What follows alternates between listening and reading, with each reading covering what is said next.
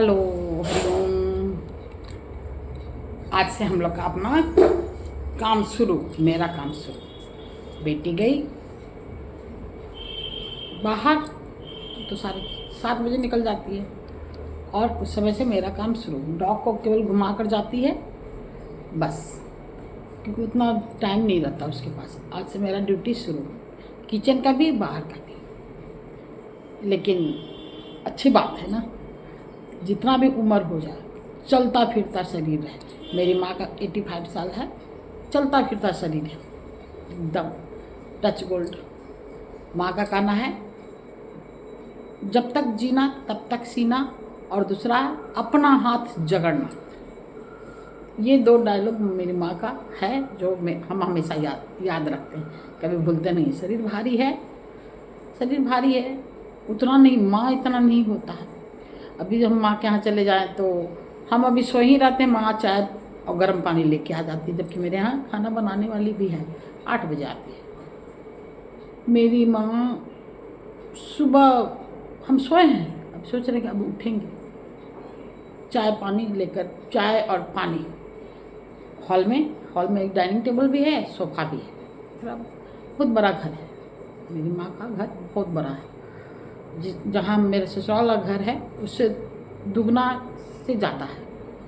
तो हॉल बहुत बड़ा सा है। तो हॉल में डाइनिंग हॉल को भी पापा फिर थोड़ा सा घेर दिए थे, फिर भी बहुत बड़ा है। हॉल में डाइनिंग और सोफ़ा दोनों लगा हुआ है। तो हम लोग ज़्यादातर सोफ़ा ही पे बैठते हैं। डाइनिंग टेबल पर खाते हैं तो हम किचन के बगल वाला सोफ़ा के बगल में। तो माँ वहाँ लेकर बैठ जाएगी, किरण आओ चाय रखा हुआ है।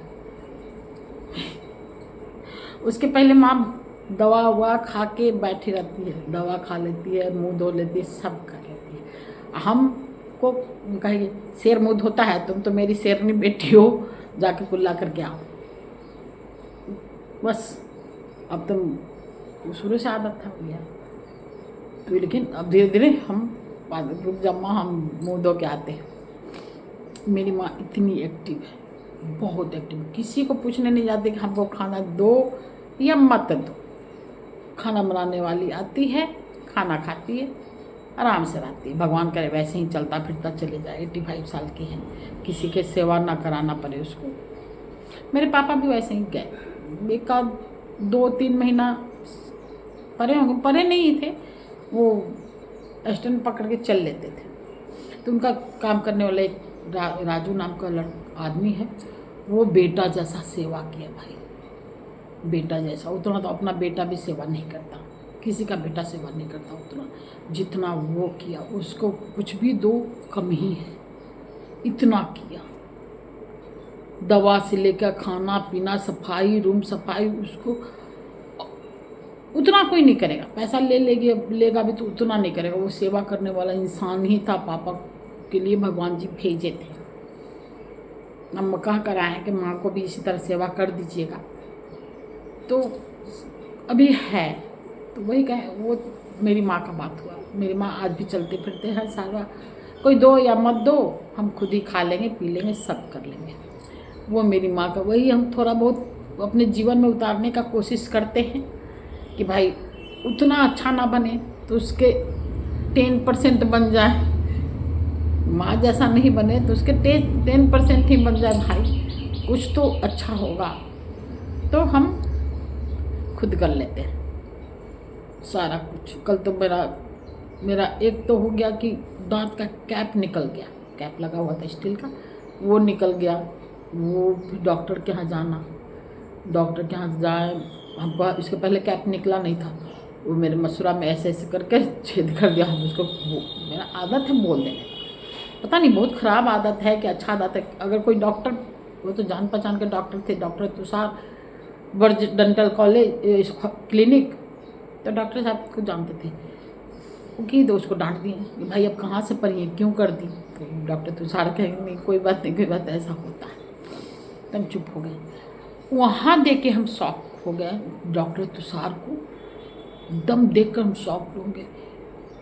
खुद दांत और फेस का इलाज करने वाले डॉक्टर को पता नहीं भगवान जी क्या सजा, भगवान के यहाँ जो भगवान के यहाँ जो सज़ा मिलती है ना, वो हम आप नहीं जानते कि वो क्या, किसने क्या पाप किया, हम क्या पाप किए, वो क्या पाप किए, कौन। क्योंकि भगवान के यहाँ तो सबका बराबर, अमीर गरीब सब बराबर है। अमीर को गरीब को भी देखिएगा एकदम स्वस्थ रहेगा, एक भी रोग नहीं रहेगा। तो भगवान के यहाँ सब बराबर है। उनको कह रहे थे, उनको देख के उनको बहुत शौक लगा। वो इंसान जो दांत और फेस का इलाज करने वाले इंसान को फेस का कैंसर हो गया था। अब हम जानते भी नहीं थे कि फेस का कैंसर हो जाता है। वो यहाँ पे उनको देखे कि क्या हो गया भाई, पूरा ये जो गाल है वो एकदम चिपका के उसको सिल दिया गया था। वो ठीक से बोल नहीं पा रहे थे। हम सोचे कि देखिए, हम मरीज के अनुसार सोचे कि अब यहाँ आना अच्छा नहीं है, बोल ही नहीं पाते तो हम समझ क्या पाएंगे। इलाज हाथ चलता है, तो हम जानते नहीं थे, इसलिए हम गए भी। उनके यहाँ एक दो पेशेंटों का जो बहुत पहले का हम लोग जानते रहते, क्योंकि जान पहचान के डॉक्टर हैं तो जानते रहते हैं, तो उन्हीं क्या करवाते हैं। लेकिन हम थोड़ा सा दूसरे विचार के, भाई नए डॉक्टर को भी मौका मिलना चाहिए। क्योंकि अब उनको काम करने की ज़रूरत नहीं थी, क्योंकि उनकी पत्नी भी डॉक्टर है, अभी छपरा में पोस्टेड है, वो भी डेंटिस्ट है। तो इसलिए उनको काम करने की ज़रूरत नहीं थी, लेकिन फिर भी काम कर रहे हैं। हो सकता है टाइम पास के लिए, वो कभी प्राइवेट ही रहे, कभी सरकारी जॉब किए नहीं। तो उनको हम लोग पापा के समय से जानते हैं। मेरे पापा के वो पापा जब जॉब में थे तो वो जूनियर इंजीनियर थे। उनके पापा जूनियर इंजीनियर थे, इसलिए हम जानते हैं उनको। तो और रहते हैं भी हैं हम लोग, जहाँ से कंकरबाग रहते थे वहीं रहते भी थे, तो इसलिए वहाँ दिखाते थे पहले से भी। क्योंकि वो मेरा जो कैप लगाए थे वो 2011 में लगाए और अभी जाकर निकला 2025 में। कितना लंबा टाइम चला, इतना शायद किसी का नहीं चलता हो। डॉक्टर अच्छे हैं, नो डाउट, डॉक्टर बहुत अच्छे हैं, लेकिन उनका हालत देख के मेरा न रूंगटा खड़ा कि भगवान कब किसको क्या कर दे, वहाँ क्या किसके खाता में क्या लिखा है कोई नहीं जानता। इसलिए इस शरीर पे घमंड मत करो भाई, मत करो। और ना किसी को दुख दो और ना किसी को, अपने काम से काम रखो, किसी के फट्टे में टांग भी मत अड़ाओ। हम इतना देख चुके ना, कोरोना में पापा को देखे हैं, अपने हस्बैंड को, डॉक्टर तुषार को। मेरा ना एकदम अजीब सा हो गया भाई, किसके खाता में ऊपर वाला क्या लिखा है। खाता सबका अलग अलग है, कौन जैसा जो कर्म करेगा वैसा वो लिखे हुए हैं कि भाई कर्म है। क्या हम क्या पता, हमको पता है कि हम क्या किए हैं? नहीं पता। हम तो यहाँ पर हैं, किसी को अच्छा बोल रहे हैं, किसी को बुरा बोल रहे हैं, किसी को गुस्सा में कुछ भी बोल रहे हैं, हर इंसान होता है। लेकिन खाता में वो क्या लिख रहे हैं भगवान पता नहीं। कल हम डॉक्टर तुषार को देख के बहुत ही डर गए, बहुत कि ये खुद इलाज करने वाला इंसान खुद उसका शिकार हो गया। पता नहीं क्यों भगवान। एक और को देखे, एक और का नाम याद नहीं है, वो मगर और घड़ियाल का सेवा करता था, विदेशी, नाम में अभी याद नहीं है। उसकी भी मौत हुई। घड़ियाल को कोई बाहर का घड़ियाल आके उसको मुंह में दबा लिया, ऐसा पकड़ा कि छोरा नहीं, पानी में डूब गया।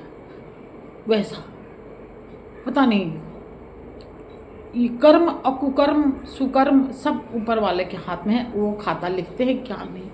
बस यही हम इतना दिन में, इतना उम्र में यही सीखे, भगवान जन्म दिए हैं, अपना कर्म करो, मत करो कुछ लालच पालच। जियो और जीने दो, जियो और जीने दो का अपनाओ भाई। किसके खाते में क्या लिख दिए हैं भगवान कोई नहीं जानता। ना बड़ा बचता है, ना अमीर बचता है इससे, ना गरीब बचता है। मेरी नानी कहती थी, राम झरोखे बैठ का सबका मुजरा दिखता है। मैंने राम जी झरोखे पे बैठ के, झरोखा मैंने ऊपर बैठ के सबका मुजरा करवा रहे हैं, मुजरा दिखते हैं।